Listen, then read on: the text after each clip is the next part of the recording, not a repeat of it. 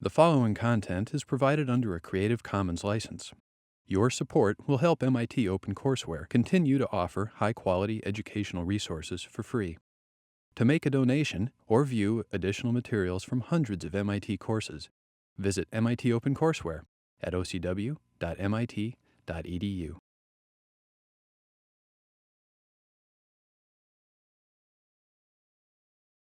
Thank you, everybody. Today, and over the next 2 Saturdays, a panel of 12 experts, along with musicians from the Boston Chamber Music Society, and you, the audience, will be dealing with the issue of time in music. And we often consider time a scientific absolute that is perfectly measurable by clocks, and it's a very good definition. But our perception of time is quite distorted when we listen to music. Composers and their works manipulate time. They do it intentionally through repetition or unusual rhythms. Performers stretch time. There's that wonderful Italian expression, rubato, to steal time that they use. You steal it from one part of the music and give it to another. And we also distort time as listeners when we listen to music by being distracted or excited, by being bored or engaged.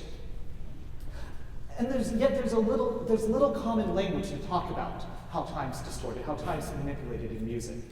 And as a result, it's little discussed, even though it's such a fundamental aspect of how humans hear and interpret music.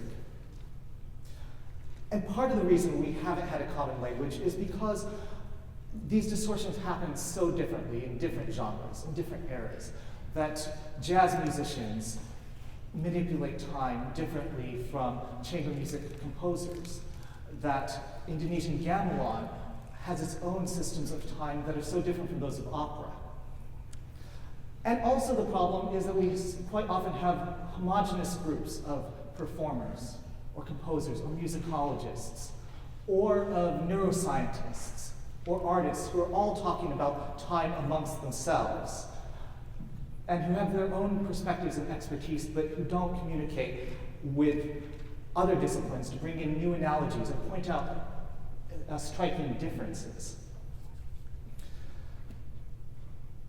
Furthermore, scholarship on musical time and large-scale musical form tends to be divorced from the act of testing theories about time.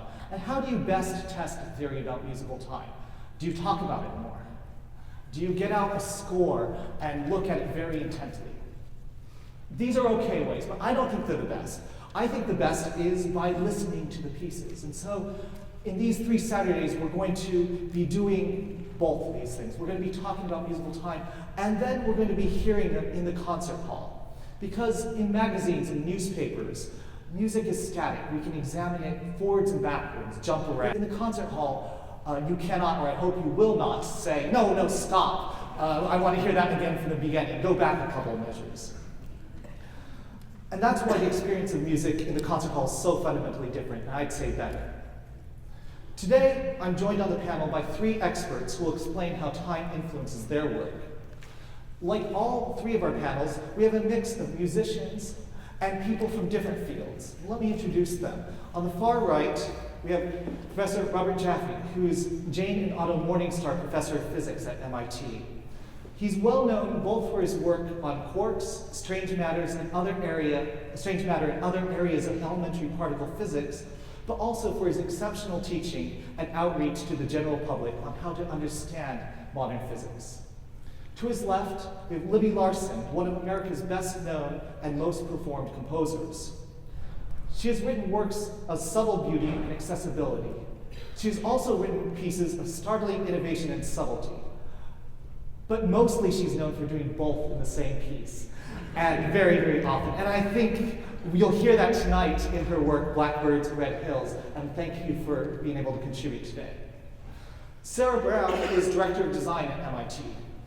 Her work as a scenic designer combines traditional media with new technologies in projected space. The Washington Post has called her sets poignant visual displays of piercing immediacy. And I've been particularly moved myself with the expressive simplicity of some of her work. And in a connection we just noticed a little bit ago, both Libby Larsen and Sara have done so much for the art scene of Minnesota in general, and Minneapolis in particular. We will also be joined on stage today by the fine member and guest musicians of the Boston Chamber Music Society. And perhaps it would be good if at least the performers of the Ravel could come out now. And this, do we have Astrid Sheen on cello, and Ida Levin on violin, and Randall Hodgkins on piano.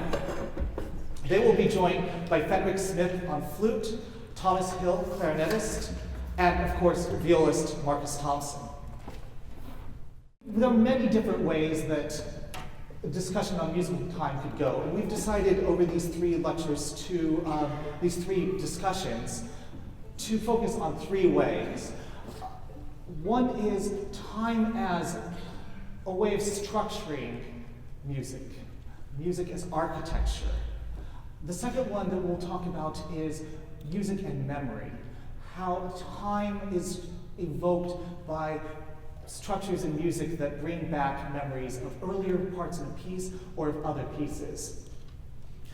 And the third section that we'll talk about collectively is time as an explicit subject and substance of music. So if you could go to the, or I can control this, can I? Yes. This is a part of the Ravel piano trio, the third movement, which is a form called a passacaglia, and that is, it's a repeating melody that is largely, or maybe not, unchanged, but at least at the beginning, it goes basically the same. Would you be willing to play this? Actually, would you be able to just play the passacaglia melody at one? Just the cello. Just the cello? Just the cello, if you don't mind.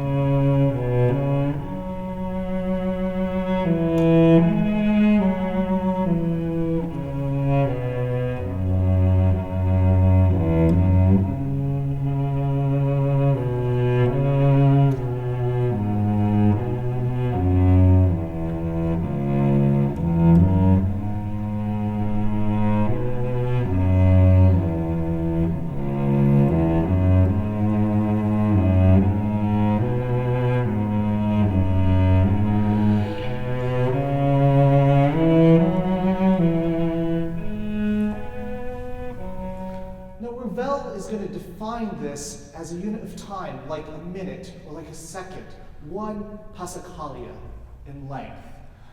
And what he's going to do is he's going to first have it played alone in the piano, and then the piano is going to move on to do something else while the cello plays one passacaglia worth of music. But the third time it comes in the violin, you hear one more passacaglia worth of music, and then at the end it's stretched just a little bit. And it only works because Ravel's convinced you that a passacaglia is a fixed unit of time. So that when the violin plays something slightly different, there's just this tinge of, I don't know, weirdness in there. We hear the opening until, I think, until the end of the violin's first passage, and maybe one measure after that.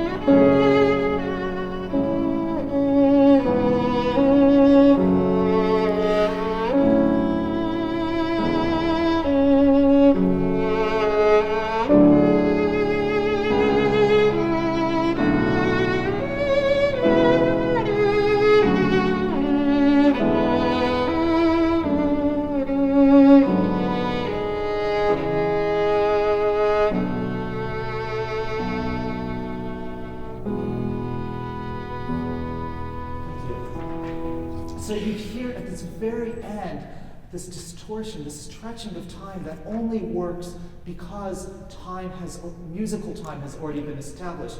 If we skip ahead to the just after the piano solo, you'll hear another way that Ravel distorts musical time that is expressed as fixed. And here we're going to have the Passacaglia start, and then a little ways through jump backwards, as if time itself is something that's very manipulable.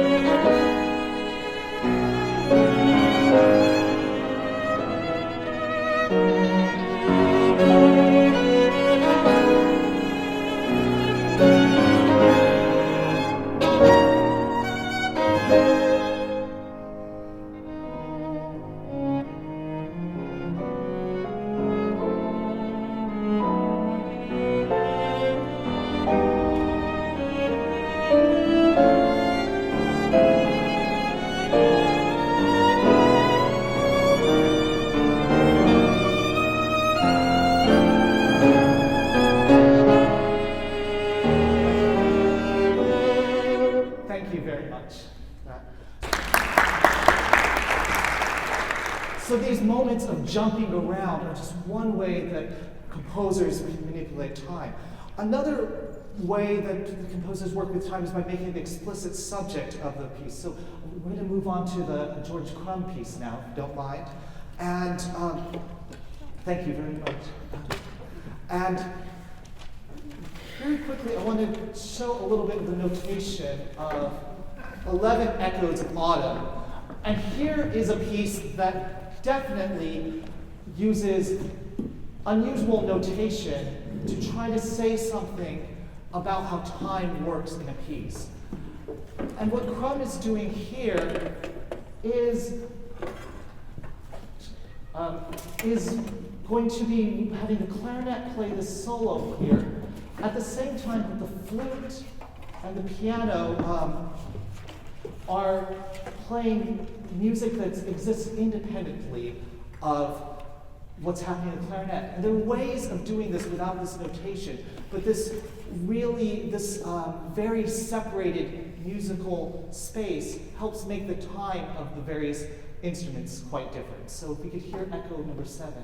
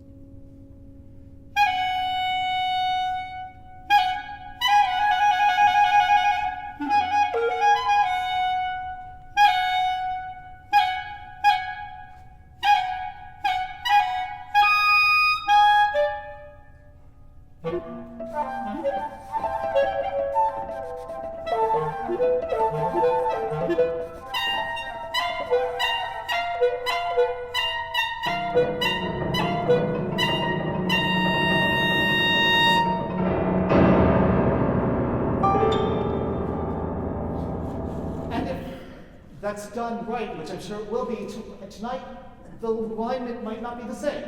Normally, if a piece of music is done right, you will hear it exactly aligned the same way every time. But here, Crumb has separated out those two parts.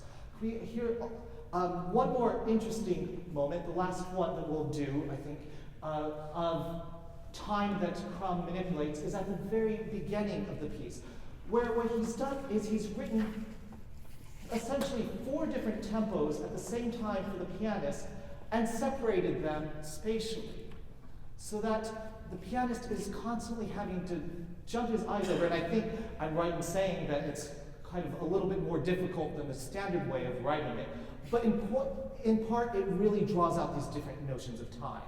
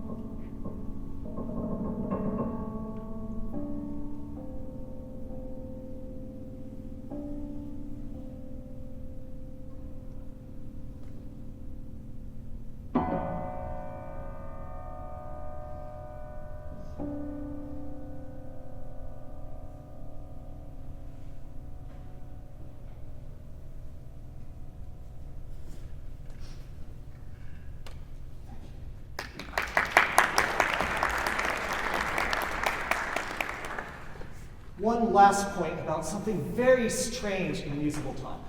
If you read music, you can see that Crumb is using some very short notes in this piece. He's using 30-second notes. In other parts, he uses 64th notes. These very, very short notes.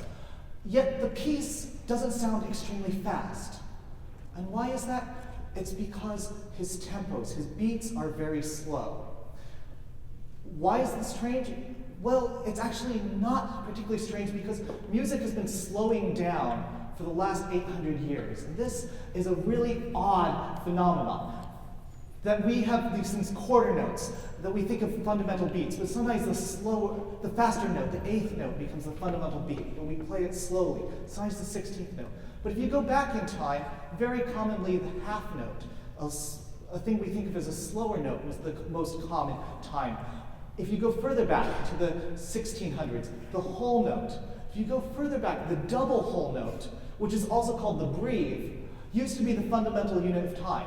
Why is it called breve? Because breve means short. It used to be a really, really short note. It used to go by really fast. So if we go really far back in time to around the 1200s, we can see at the top left here these weird square-shaped notes. Each one of them, that all the music used to be based out of, each one of them lasts about as long as 8 measures of Mozart's Eine kleine Nacht music. So in fact, if we look at the musical time from what people used to use notes to the notes that Crumb uses, and you go further to some of the other notes that have appeared in music, there's an incredible span of time that has been represented in music. But the spans of time used in music are absolutely nothing compared to those that the universe has. And so I'm going to turn over to Bob Jaffe to continue on our spans of time. That's a superb segue. If we can go to my slides.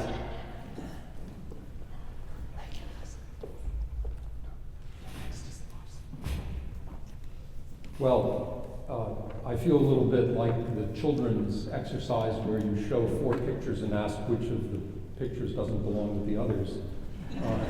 Everyone here is a performance artist in one way or another except me. I'm going to try to talk briefly about the revolutionary changes that have taken place in the last 20 years and in the last century in physicists' perception of time.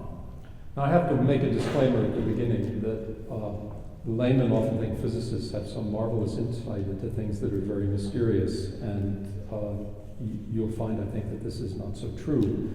One of my colleagues, distinguished colleagues, once said that as far as he was concerned, time was just one damn thing after another. And sometimes that's all we have to say about it.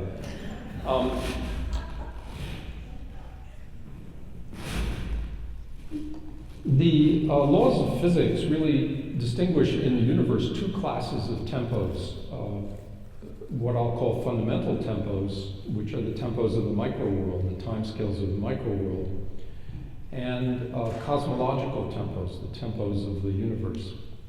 And as you'll see, tempos associated with our ordinary experience as human beings are largely absent. What I've shown here is an attempt to do a realization of the fluctuations of quantum fields inside a proton. And the actual time scale of these fluctuations is about 10 to the minus 24 seconds. Beats per second, 10 to the 24th. Over here on the right is a simulation of the formation, expansion, contraction, and dissolution of pocket universes in cosmology. The time scale for these cosmological times 10 to the 10th years, about 10 to the 18th seconds. As you can see, when viewed in their own natural framework with respect to their own measure of time, they look very similar. These time differences are very hard to get your hands around, and it's useful to try to stay grounded and remember that these things are all around us, and one of the ways I've done that is with the help of Wiki Royden, a geology professor here. I have a piece here of the Acasta Formation, which is a gneiss that's found in northern Canada, And it's the oldest rock that's been dated on the surface of the Earth. The rock was formed about 4 billion years ago. And here's a little picture of the timeline of the universe, starting from its formation that we now believe is 13.7 billion years ago, the formation of the Earth at 4.5 billion years, the Acasta formation at 4 billion years, and us now. It's good to have a companion on a journey like this. The swirls and marks on the stone were formed 4.5 billion years ago, but right now there are things going on in that stone that are hidden from our eyes and only can be seen with elaborate scientific instruments, which take place on the timescales of fundamental forces, 10 to the minus 24th seconds. So this is a picture of the keyboard of physics. I think it's fair to call it that, except it's on a logarithmic scale. So the notes here start at 1 second and go up to 10 to the 16th seconds and down to 10 to the minus 24 seconds. So an attempt to compress all the ranges of tempos in the universe onto one scale results in just unbelievable compression. On the left and on the right, you'll find the timescales that characterize nature. In purple, these are the timescales that are inherent in the interactions that govern the universe, the electromagnetic and weak interactions, and the strong force here with their very short timescales. And then over here on the right, the timescales that characterize the universe. What's really striking in this picture is the total absence of any reference to the times of our lives, the times that we make music or we live out our lives, which range from a heartbeat at 1 second up to the lifespan of a human being at about 10 to the 9th seconds. I have to play professor here a little bit. I think you all encountered a discussion of the Copernican revolution, which really removed mankind from the center of the universe. Before Copernicus, it was generally believed that the universe had a Ptolemaic structure. The Earth was at the center, and everything went around us in beautiful crystalline spheres. Copernicus showed that that was not correct, that the Earth sits at the periphery of the solar system, with the sun at the center, and subsequent generations of astronomers have moved the Earth further and further away. So astronomers in the 19th century showed the Earth was in the peripheral arm of a spiral galaxy, and now we know that in the 21st century, the Earth is in a galaxy that's not very special and is one of hundreds of billions of galaxies scattered throughout the universe.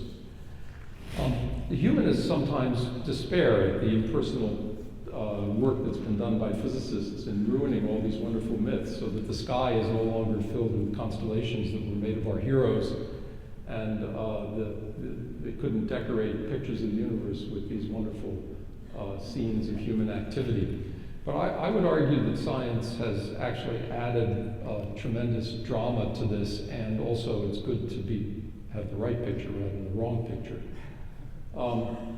If you look at the pictures in the Hubble telescope of the drama of dynamic processes that are going on in distant corners of the universe, these are in many ways much more exciting and full of energy and change than one had ever thought in the days before Copernicus. The last one here is a picture of colliding galaxies. Really remarkable photographs that allow us to capture a post-Copernican picture of space. Well, in the 20th century, we really made a transition to a post-Copernican picture of time. Before the 20th century, the laws of physics really did not seem to have any time scale inherent in them. The laws of gravity and Maxwell's equations that describe electromagnetism, they have no natural time scales. The times of phenomena are only proportional to the space over which the phenomena take place. So it's very natural to measure phenomena in terms of human scales of seconds or months or years. In fact, it seemed to be absurd when you looked around the world in the 17th and 18th centuries to suggest any other natural time scale. But as the Enlightenment changed people's perception of space, the perception of time really did not change. It was only with the advent of quantum mechanics in the 20th century that it was learned that there's a natural time scale with each of the interactions of nature, and that those time scales flagrantly ignore anything that has human value. And hopefully, yeah. So let me take a Copernican excursion in time very quickly, starting with this piece of Acasta shale, gneiss, and going down by a couple of orders of magnitude so you can see the crystals. You begin to see the striations on the crystals. No sense of anything moving until you get to a distance scale of the order of the size of molecules, and then you start to notice that the molecules are actually vibrating. And those quantum zero-point motions of the molecules are the clue that there's a natural time scale in the interactions that hold molecules together. If we go another stage down to look at individual molecules closer up, we start to see that they have patterns of motion in the molecules which are governed by the equations of quantum electrodynamics, and those have a natural time scale of the order of 10 to the minus 16 seconds. And anyone who's taken one of our quantum courses here at MIT, like 804, will recognize a picture of the oscillations of the hydrogen atom. Now, if we continue our way down, we're at the mercy of a clicker here. Just to remind you, it's 10 to the minus 16 seconds. Sorry about that. I could use an advance here. There we go. If we continue on down, well, maybe we're not going to continue on down. There we go. So there's the hydrogen atom again, and each step at this point is a couple of orders of magnitude of distance. We see nothing happening, empty space inside the atom, until we begin to start to see the nucleus deep inside the atom. The nucleus accounts for more than 99% of the mass of the atom, and in the nucleus are the proton and neutron, and in the proton and neutron are these quantum fields that are fluctuating with a time scale of 10 to the minus 24 seconds. So since most of the visible matter in the universe by far is made of protons and neutrons, this is really the heartbeat of the universe, the tempo at which the matter in the universe is counting out its own measures of dynamics. 10 to the minus 24 seconds, a lot of zeros followed by a 1. One quick example to show that this picture actually gives you some wonderful insight into the way the world works. This little absence of a track here, there's a little gap in here between these two vertices. This little absence of a track is the formation lifetime of a particle called a lambda hyper. It lives for 10 to the minus 12 seconds. Seems like an incredibly short time. But it's 10 to the minus 14 times the natural interval for the motion of the particles inside this thing. So in some sense, it lives for 10 to the 14th years in its own natural framework. Compared to that, human beings live 70 years. Our institutions, our ruins, live for a couple of thousand years. I think this is either losing battery or losing connection. So the Grand Canyon, 1 million years. The solar system itself will disappear in a supernova in about 1 billion years. This thing's living 100,000 billion years in its own natural framework. Particle physicists refer to this particle as stable, even though it lives 10 to the minus 10 seconds. Let's go outward. If we start with the times of the atom and work our way out to the universe, we pass through this tremendous desert where there are no natural timescales in science at all, but where our timescales lie. Nature's completely silent until we get to the unbelievably long time of the lifetime of the universe. And what's really striking about this is that there's no understanding of why the universe should live so long. In the measures of the clock of the strong interactions, the universe lives 10 to the 39th beats. And if the universe were governed entirely by those interactions, one would expect it to have come into existence and snuffed out of existence in a tiny fraction of a second. So the length scale of cosmology was, until the end of the 20th century, completely mysterious to us. Things changed toward the end of this century. The discovery of a substance in our universe called dark matter raises, I think I've lost a slide here, let's see. I apologize for this, but it's an unpredictable device. So the timescale of the dark energy, which was discovered only in the 1990s, introduces into our understanding of the universe a natural reason for the universe to live so long. Not that we understand it dynamically, but at least we have a signpost. The dark energy has associated with it a timescale through the laws of general relativity that's of the order of 10 billion years, which happens to be approximately the lifetime of a main sequence star like our sun, and very close to the present age of the universe.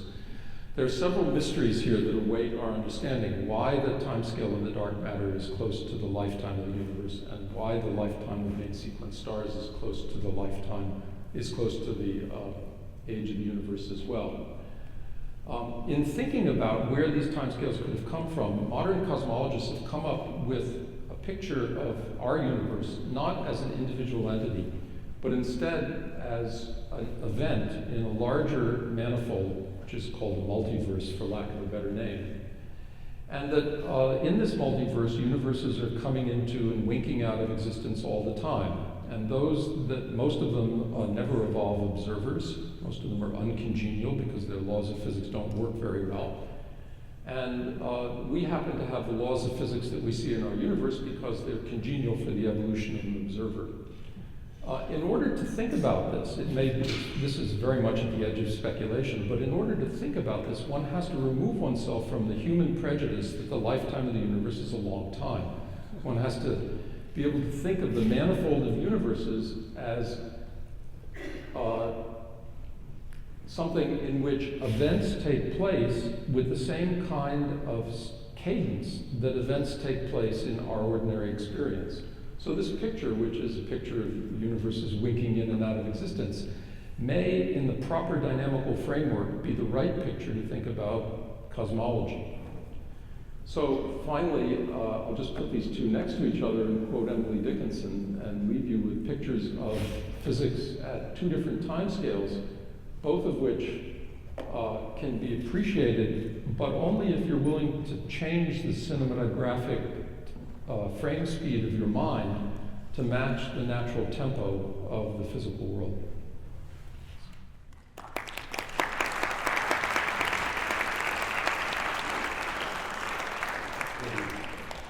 Back to music.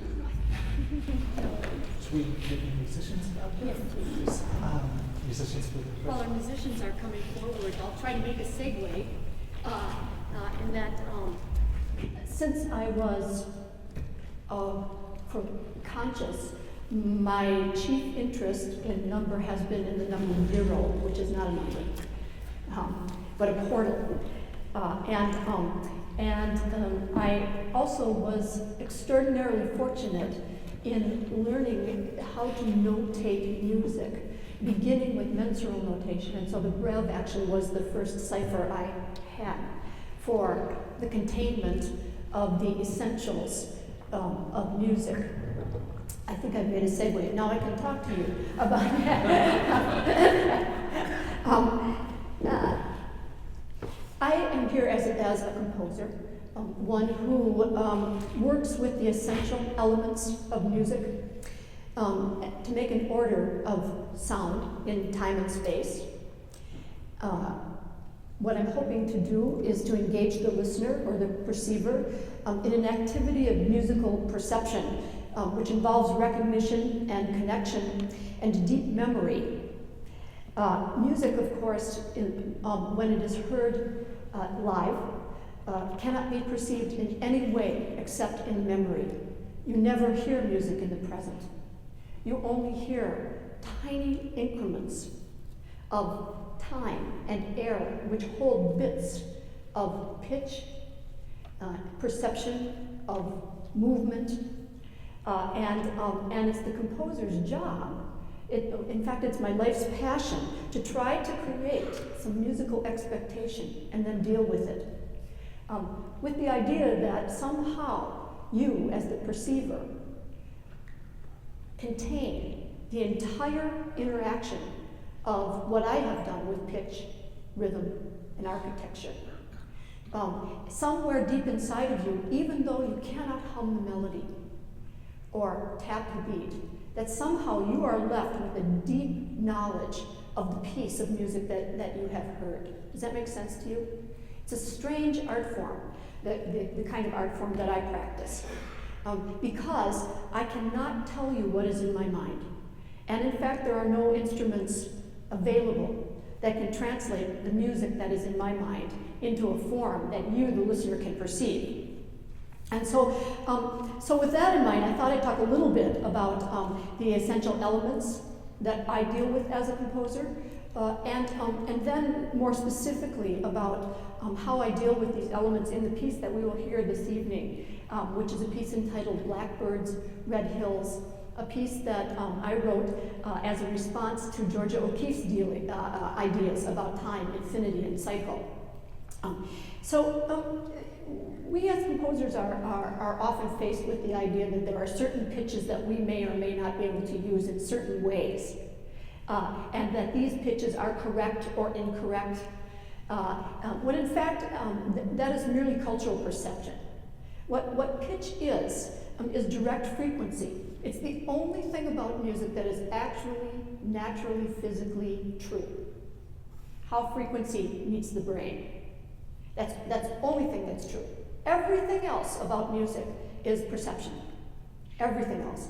And so, so when we deal with pitch as composers, we know that it's direct frequency, but it's really the culture's perception of how that frequency is to be approached and manipulated. Is at the center of the pitch. Violists work a great deal around the edges of the center of the pitch. It's their great genius to be able to always shift the center of the pitch in order to balance the music around them. This is their genius. And a culture will say, that's a pitch, that's not a pitch. It's the cultural perception that we're really dealing with. And that's what allows me to at least try to communicate the sonic world that is my mind and always has been. 3 elements are basic to music, and only 3: pitch, rhythm, and architecture. Pitch is direct. Rhythm is where we are talking today, I believe, increments of time considered in the context of tempo or motion in relationship to pulse. Certain cultures perceive time in certain ways. We all know, and we've just perceived a beautiful insight into the culture of this rock and how time works to hold this mass together over time and in space. Architecture is really the way that composers deal with time. And architecture in music is the way we put materials together to encourage the perceiver, the listener, to perceive a musical connection among the materials that we present, to somehow present materials to you, da, da, da, in such a way that you remember it and you connect it to other parts of the unfolding of the sonic architecture in space. So if I say to you, happy birthday to you, happy birthday to you, happy birthday to you, what do you respond to me? When in fact I could go, the farmer in the dell, and it would work. But I've set up an expectation, a cultural expectation in you of what to answer. Same pitches, almost the same rhythms. I should have whistled it and not given you the words. But it really is the degrees of connection of the musical materials that we composers deal with that create the architecture of music that helps you put whatever it is you have just heard deep inside of you, deep inside of you.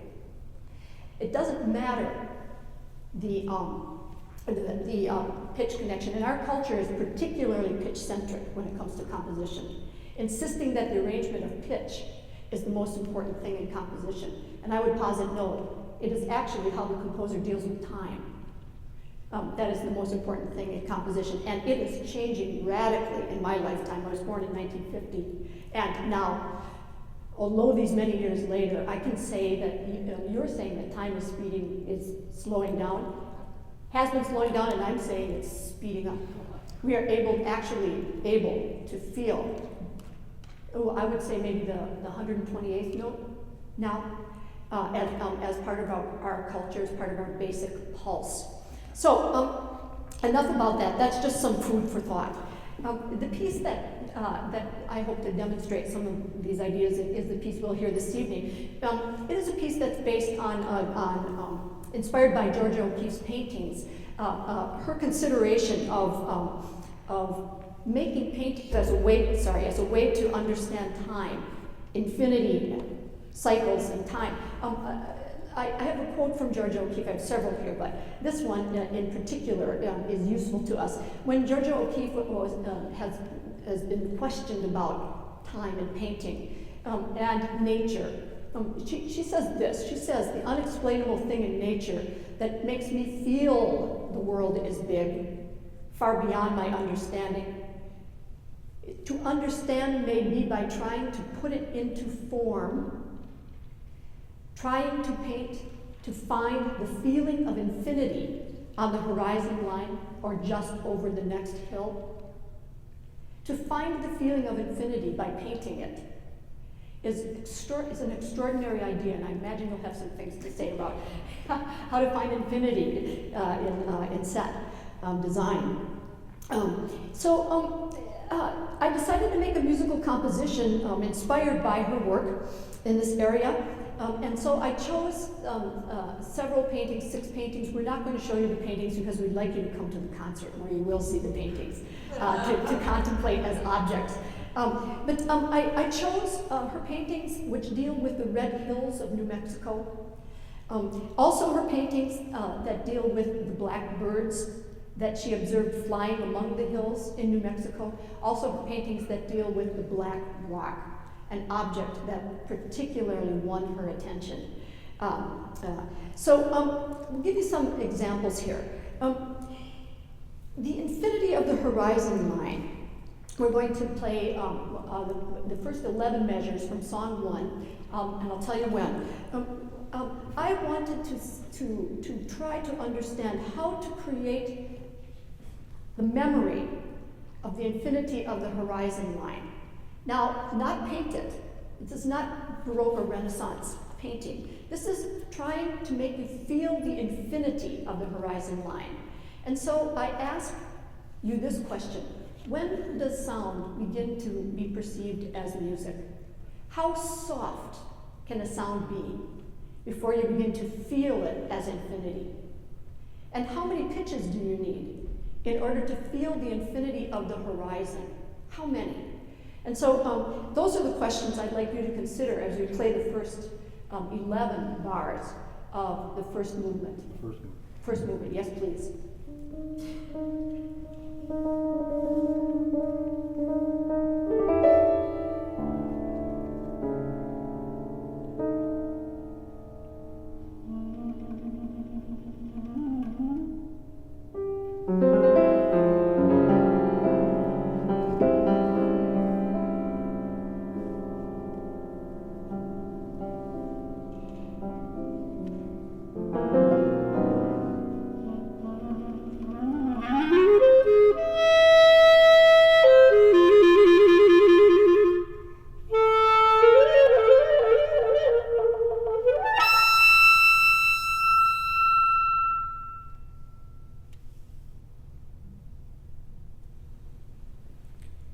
For your consideration only is to hear. Can you hear infinity?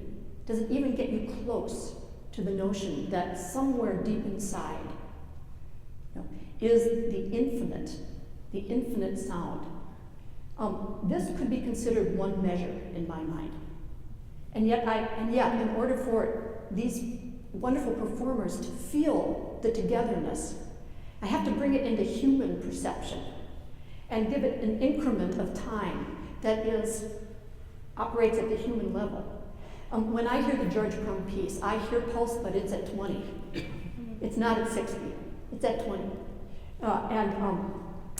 So one of the ways to create time is to try to work with pulse. And human pulse is really the challenge of the composer. Human pulse. We all have different pulses. And we have average pulses. And yet we have culturally accepted pulses, which then help us as a culture say, this is music. This is not. Now, another way to work with the perception of time in this particular piece deals with another painting of hers. She had a particular, I'll read her quote. This quote contains at least 3 human cycles in the quote, and yet it's dealing with the notion of infinity. A little way out beyond my kitchen window is a V shape in the red hills.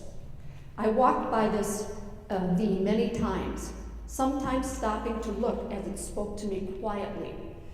I one day carried my canvas out and made a drawing, just the arms of 2 red hills reaching out to the sky and holding it. So within this one particular consideration of the V of hills, we have the cycle of daily domestic activity, looking out the kitchen window, which is actually quite a dear view to many of us. We want to make sure that what we see out our kitchen window is something we want to see out our kitchen window as we repeat our daily domestic activity. I walked by this V many times, another kind of human cycle, walking by the same thing over and over again and letting that thing work on you. I one day carried my canvas out, meaning yet another cycle, within the cycle, within the cycles, within the cycle, in order to contemplate that V shape in the hills, which turns out to be translated into arms. It doesn't look that way in the painting, but maybe it does. I don't know. We each perceive differently. Reaching out to the sky and doing the impossible, holding the sky.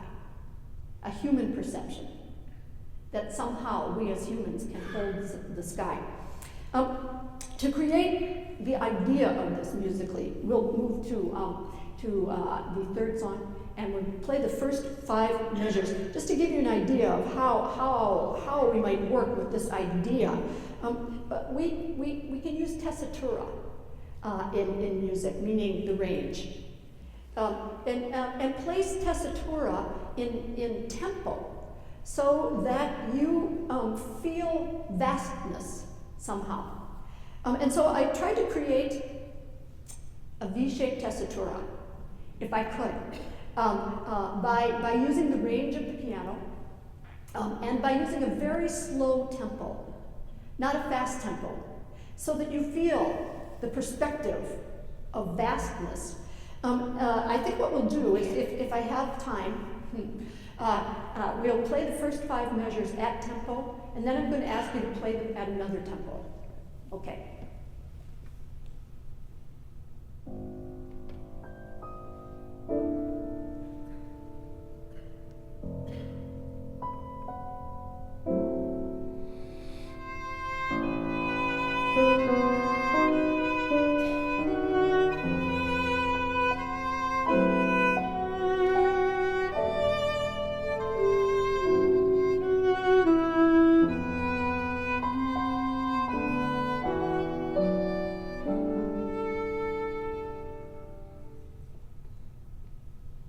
So that it's a little bit difficult to connect the shapes together. Now, many times performers have said, this is the wrong tempo. And I said, no, it's the right tempo. Nope, it's the wrong tempo. And so I said, well, what tempo do you like? And so take it at more of a pastoral tempo.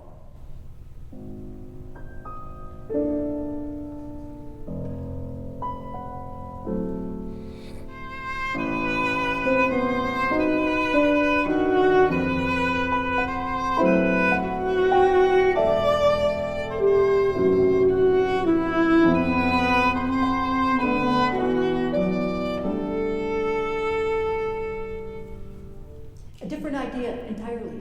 You can feel the pulse. You can feel a human pulse. It might be a Baroque pulse, but you can feel it. And so you move from one point to another with some expectation that's quite different when it's held at the tempo that I gave it. And one final, in the interest of time, I'll just do one final example.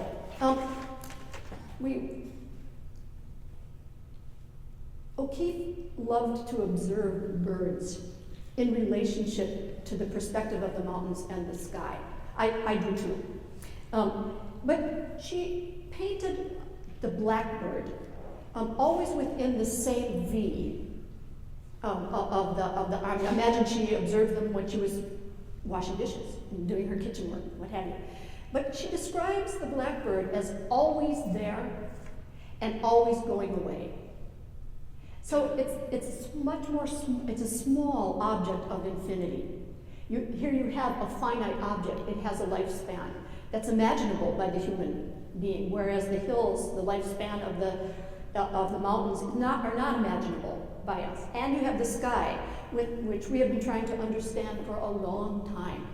How can we hold the sky? And so she creates a number of paintings of the blackbird. Some of them are abstracted in their angles. Some of them are more realistic. Some of them show you the pinions of the wings and how the wings may be holding the bird up on air, always flying, always going away. And so just quickly, what I tried to do in this piece was to simply use repetition as a way of hovering. Always there, always going away. So I created a tiny little ostinato in the piano, and then used the ostinato throughout this movement, and then let the viola and the clarinet float on the ostinato, but then repeat the whole thing again, which made me nuts to do that, but I had to do it because it's not fashionable to repeat, as it was in the Baroque times, as it was in classical times. But in fact, it is the repetition of the cycle that allows us to consider ourselves in infinity.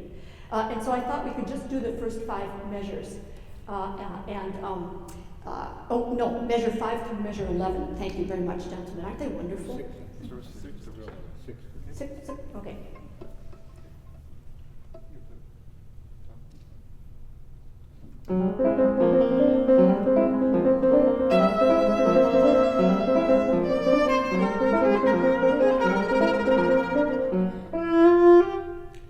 So that little tiny which turns back on itself harmonically and gets closer to that action inside of the but I don't know, how much closer I can get, to that life force action. That we feel it. It's only recently that we're now even being able to describe it. We feel it, and it's there in music. But the human possibility of making music that can be perceived as, what is it? 10 to the 16th? 10 to the 16th. It's impossible. It's impossible while we are embodied. And so my passion as a composer is to try to bring the embodiment as close to the essence as possible. And that's what I try to do with my music, and O'Keeffe in her painting. And so I hope this enlightens you a little bit as to how this composer works.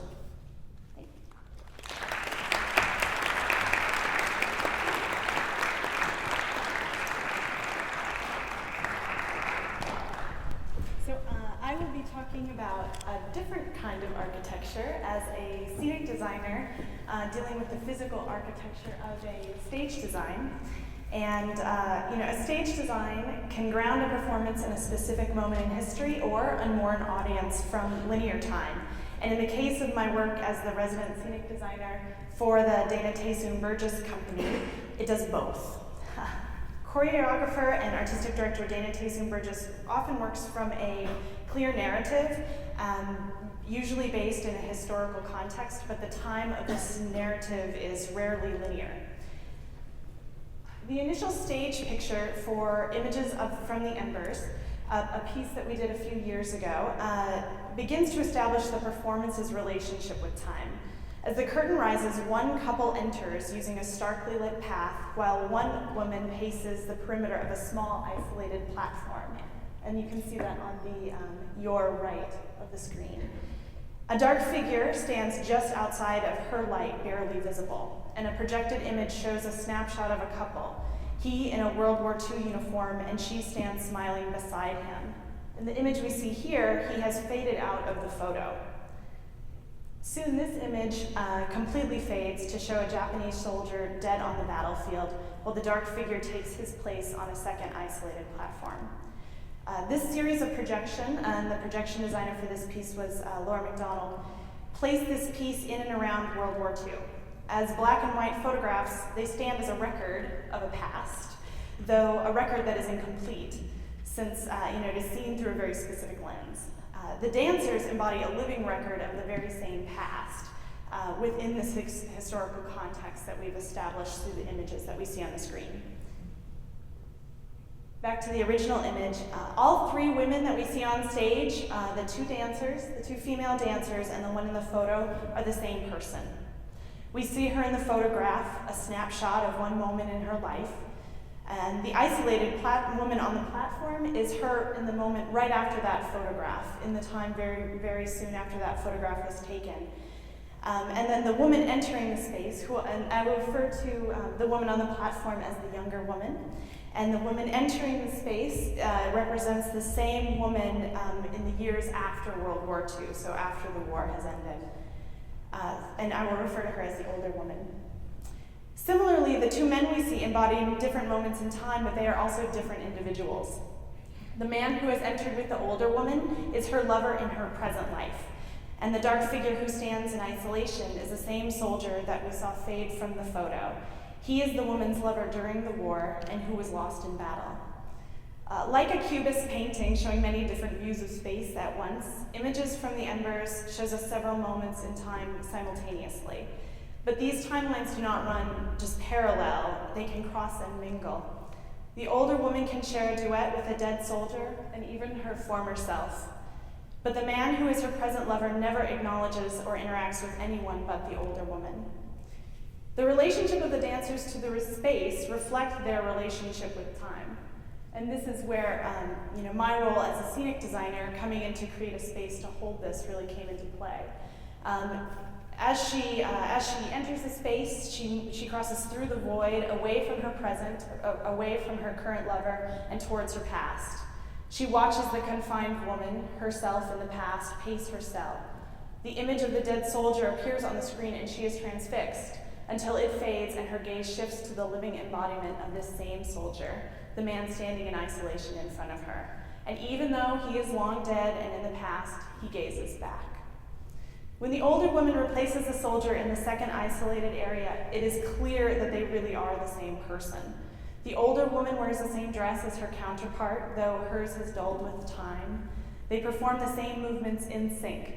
The younger woman will only break this synchronicity to gaze up at the soldier, now just in the shadows on the edge of her platform. The spatial separation between the two women implies the temporal divide. The effect is a duet that reads like two solos. This use of space to imply time occurs frequently through the piece. A line of paper is rolled across the stage and creates a clear path to which the older woman is confined. She begins writing quickly and intently. It is ambiguous if she's writing a letter to her current lover or to the lover from her past. And dark figures move like memories around her, and her younger self, if you see in the background, is shadowing her movements as she writes on the paper, though very, very much behind her. And she looks into this dark space surrounding her. This writing is reflected in the movement of the piece as well, and this is it's a very collaborative process, creating the stage environment and creating the choreography. The two women write on the floor, but they also enact writing on their own bodies. The shadowy figures that we see also write on themselves, and as they watch the narrative unfold in front of them. Burgess has described this movement choice as representative of the way that history and experience imprint themselves on the individual. That history is always writing itself onto us, onto people. While we sought to shape time with our performance of Images from the Embers, time also had an effect on our shape of the performance itself.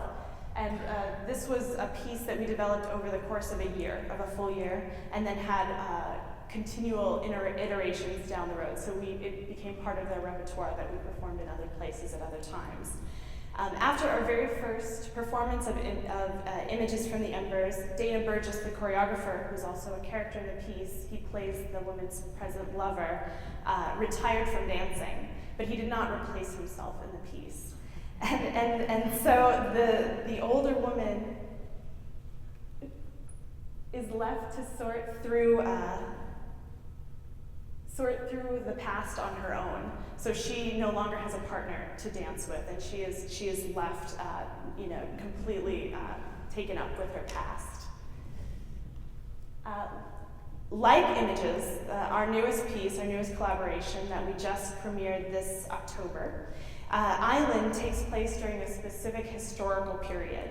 From 1910 to 1940, the Angel Island Immigration Station processed immigrants entering the US, mostly from Asia, though the Chinese Exclusion Act turned this gateway into a prison. Many Chinese immigrants were held here for months or years without knowing when or to what country they would be released. And many of the walls at Angel Island were covered with poetry written by those held there.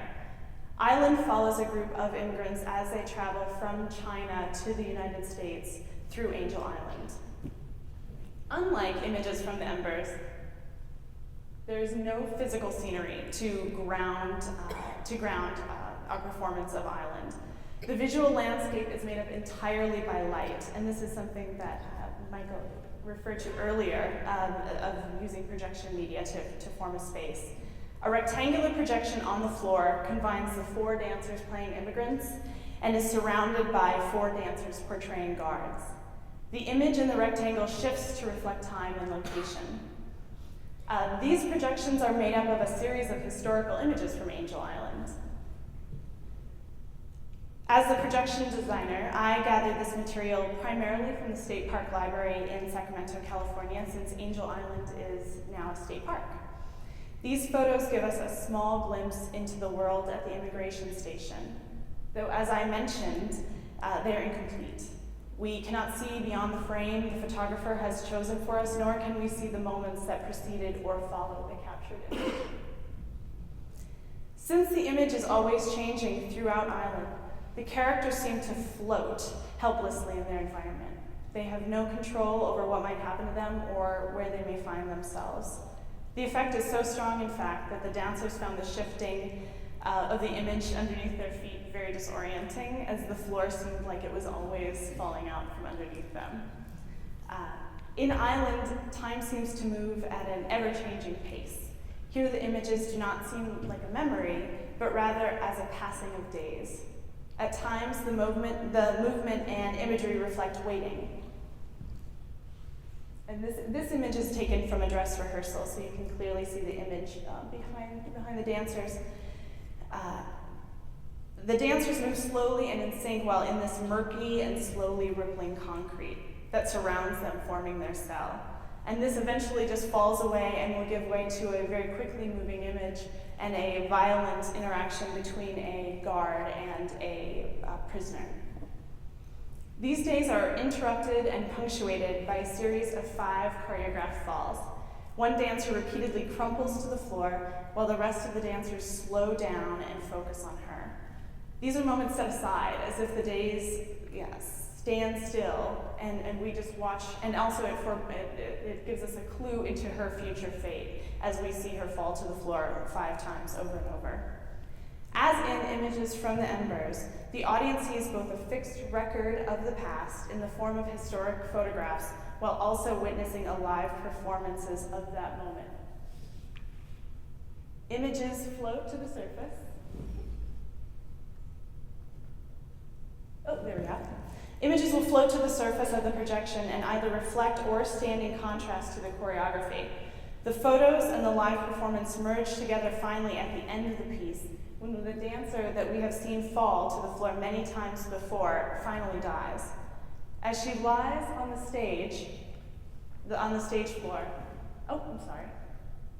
So as she lies on the stage floor, there's actually a projection of people held at Angel Island put directly over her body. And so here again in the dress rehearsal, you see a sheet was placed over her body while a projection of an image of a figure was placed over top of her. As in Images from the Embers, time also shaped our performance of Island. We were fortunate enough to have a workshop performance at the Smithsonian, and after this performance, it was clear that without any glimmer, we had started focusing on their confinement and their hopelessness.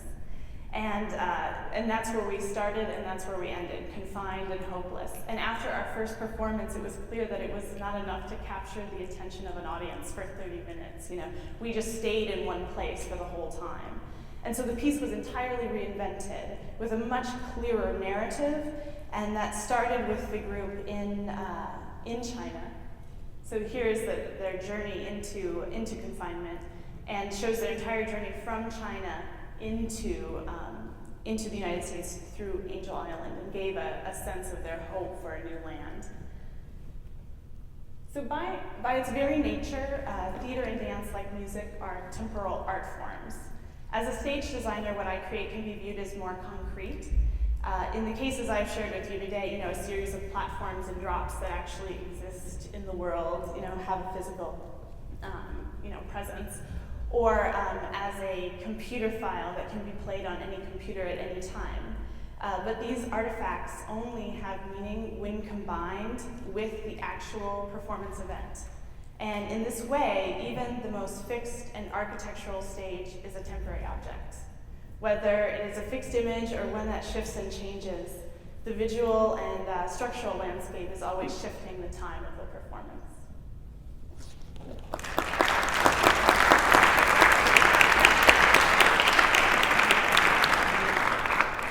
So at this point, we've made it through all 4 of our fixed presentations.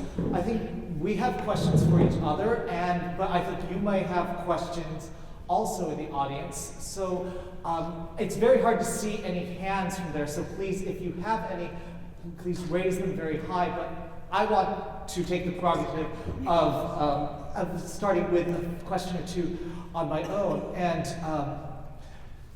one of the things that I was thinking about when you were talking about your pieces is one of the ways of sort of creating a piece that has changed over the years in terms of commissions of pieces. I'm thinking about when somebody requests a piece. In the Renaissance, the most important thing was, are you going to put my name in the piece somewhere? Is this going to honor me? And later on in Mozart's time, the commission may have said something about, is the work fit for this particular theater? But now, and please correct me if I'm wrong, the 2 most important things that get specified in the commission are who's going to play it, or how many people, and how long the piece is going to be. So what is it like to compose in a day where even before you've written a single note, you have anything, you know when the piece has to end? That is a truly profound question. I'll try to answer briefly. Perceiving a length of time is part of a manufactured culture. That we have so many pieces on a concert, and there's this amount of time for your piece. So, for instance, an orchestra piece. Right now, composers we talk amongst each other and we say, did you get any more than 12 minutes? That's the first thing we ask each other, did you get any more than 12 minutes? Because that's what people are commissioning, are 12-minute pieces. What that means is that in developing the materials that will make the piece feel satisfactory, one needs to consider how to choose materials that you can manipulate and control in such a way that putting them together feels satisfactory, given the fact of in real time of 12 minutes. So what I've been trying to do lately is to go deep. I started going deep when I was given a minute and a half to write an overture for an orchestra of 110 pieces.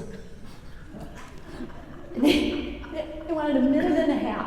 No, and I said to them, I can't even get the sound moving in a minute and a half. But they said, no, that's all we've got is a minute and a half. And I wanted to take the challenge. And so what happens, of course, is that you begin to look for recognizable forms,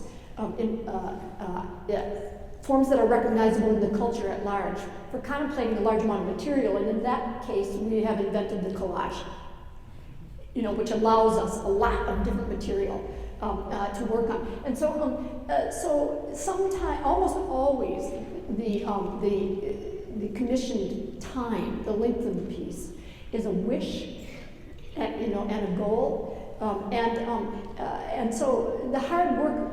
I've learned that I think much more deeply for a much longer time in order to come out with a piece that feels somehow that is satisfying as a shape. And I usually find forms to realize the architecture not in old musics, but in the world that we live in, like a freeway driving form is very useful. And manufactured form is very useful. There are all kinds of forms that are useful to realize what we consider to be time. You can do that, or you duke it out with the commissioner. One or the other. Questions from the audience for us or for the players, or even questions from them? Yes, go ahead, sir. Please speak loudly. An observation. I think in each of you three panelists, you conveyed to me that things are more impermanent than I had thought. Starting with Sara, it said the nature of a production is influenced by external contingencies. In the case of Libby Larsen, it's how you can convert something solid like a mountain into musical notes. And I think most eye-opening was to see Professor Jaffe's piece of Nice there, and the remark that this old rock still has, at a very small time frame, still activity.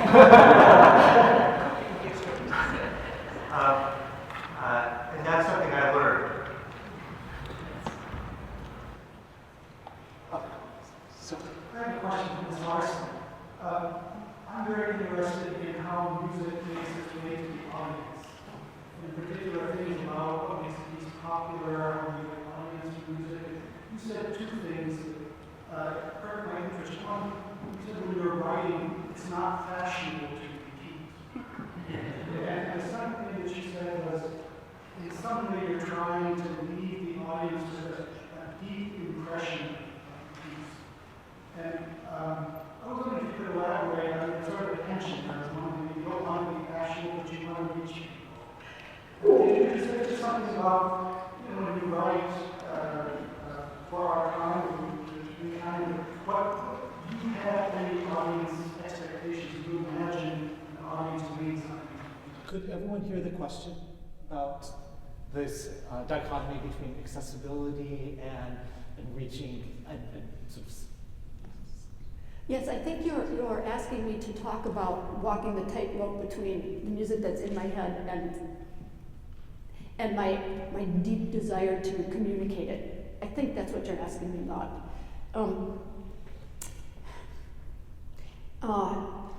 And actually, you are asking me the question that I deal with every day, every hour of every day.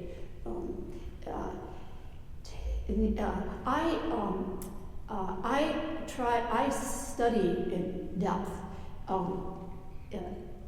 perception and how the human, lately I've been working deeply in how the human brain perceives what we call music.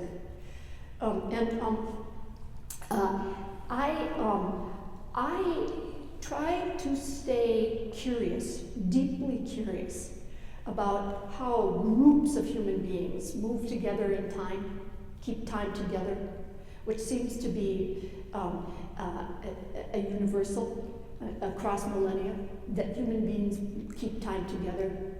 I study that, and I study language, the inflection of language and the pulse behind language in depth. We keep books and books and books of rhythmic dictation of people speaking to try to understand what the pulse is, which is rarely what we use as musical pulse.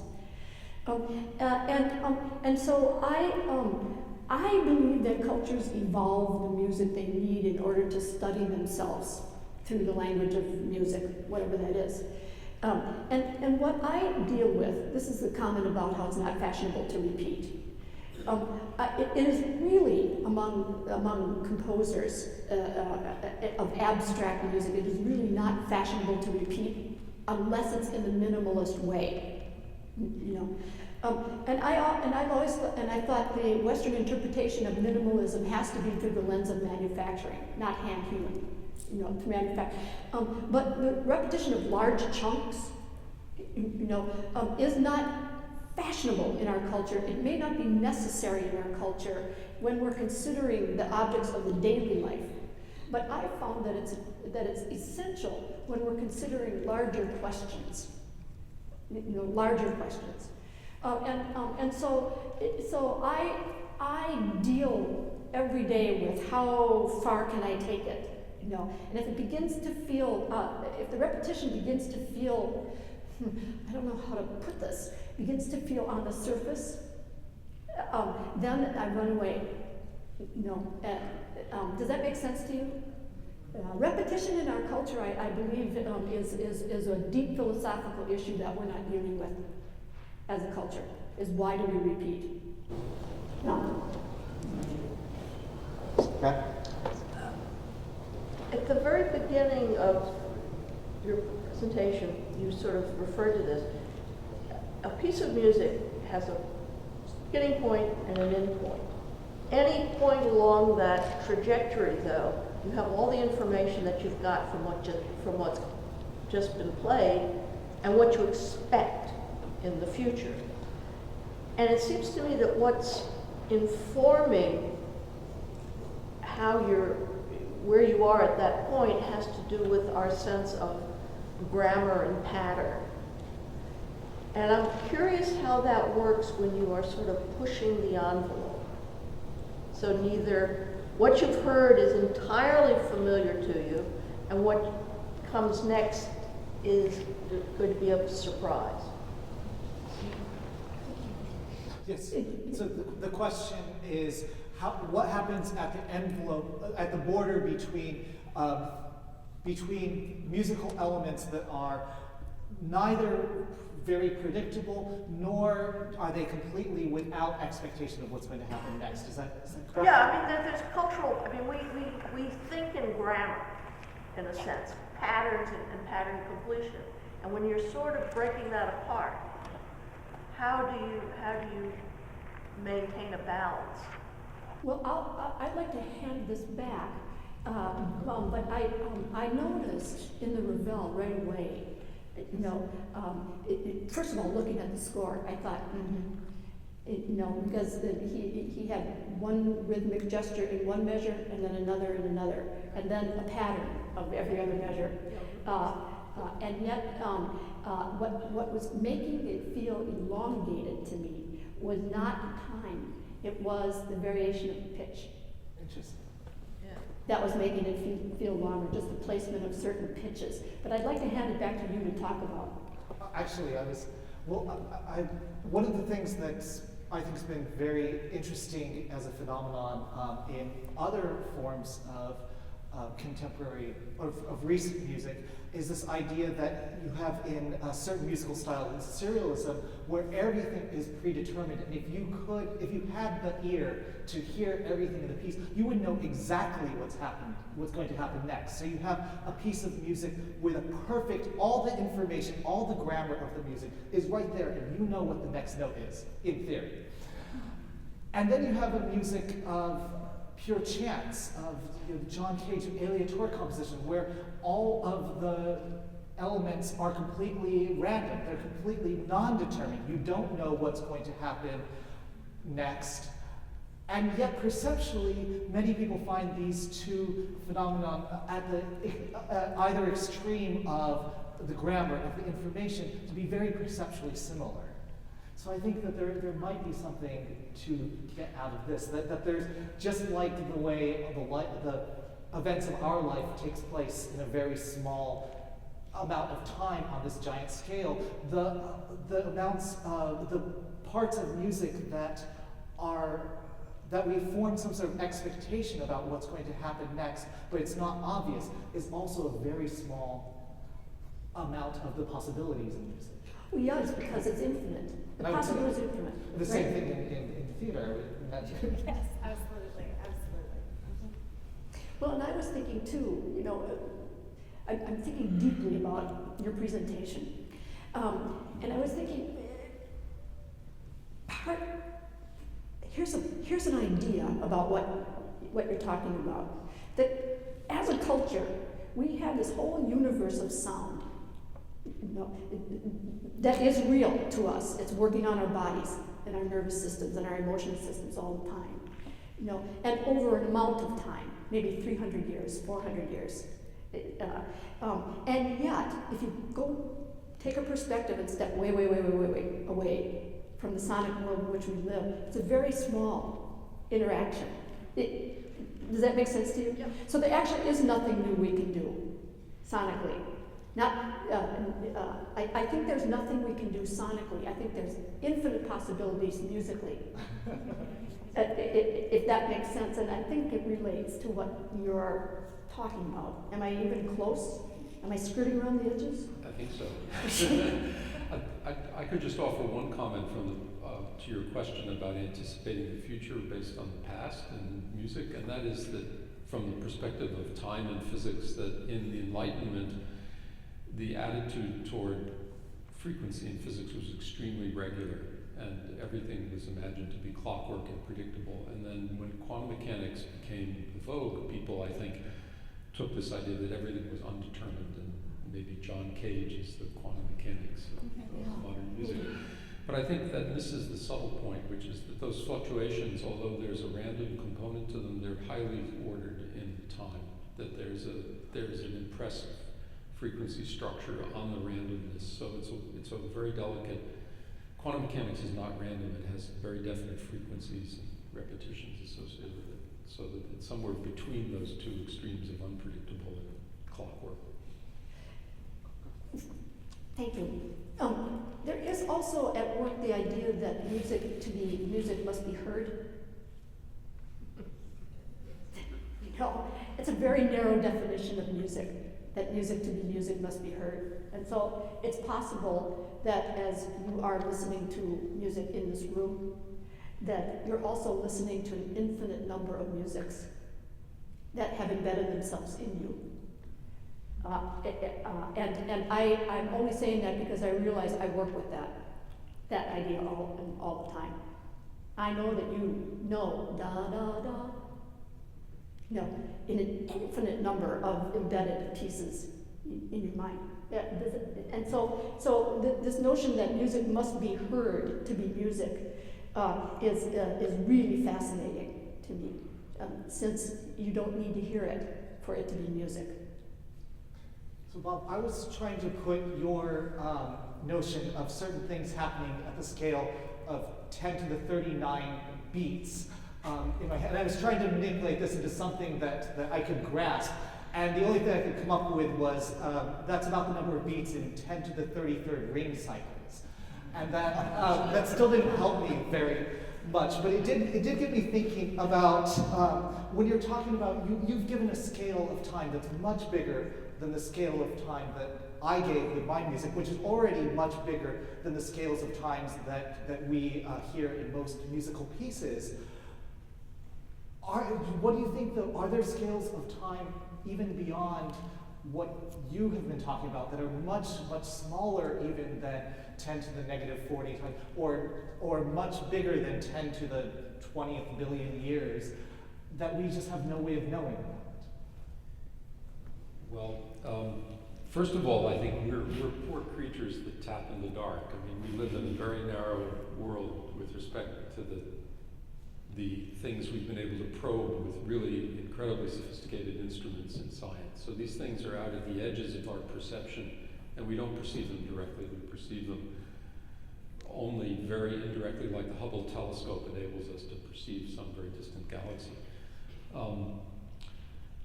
My colleagues get paid to speculate, so they'll write papers about any time scale you it's almost like a commission, you know, without the 12-minute limit.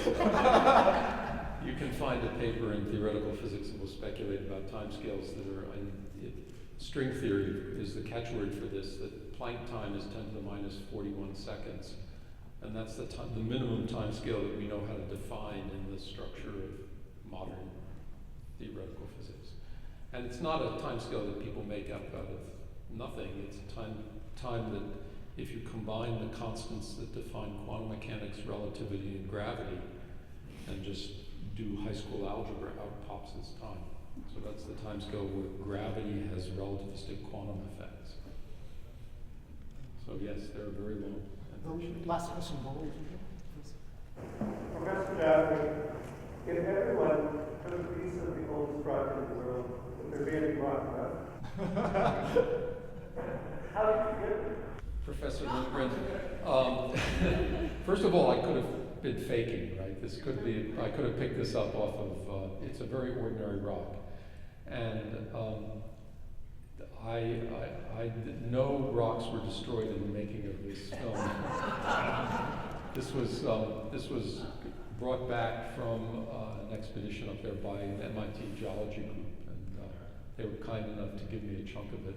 Does that chunk have protons and neutrons that are moving exactly at the same pace that our bodies have protons and neutrons, or don't we have protons and neutrons in our bodies? You better. Yeah. One of the really bizarre, I was just writing about this in some other context, that one of the real miracles of modern science is we really understand that every proton in the universe is identical. And every neutron in the universe is identical. So their motions and their dynamics may depend on their local environment, but there's something about them which is deeply the same as every other one. And we now understand that. We didn't before the last. So we've talked a lot about distorting time, about different perceptions of time. I think that there's one piece of time that we would all like not to distort, and that is dinner time. So seeing the hour now, I think I'd like to thank the panelists who have joined us here, and also all the musicians who played.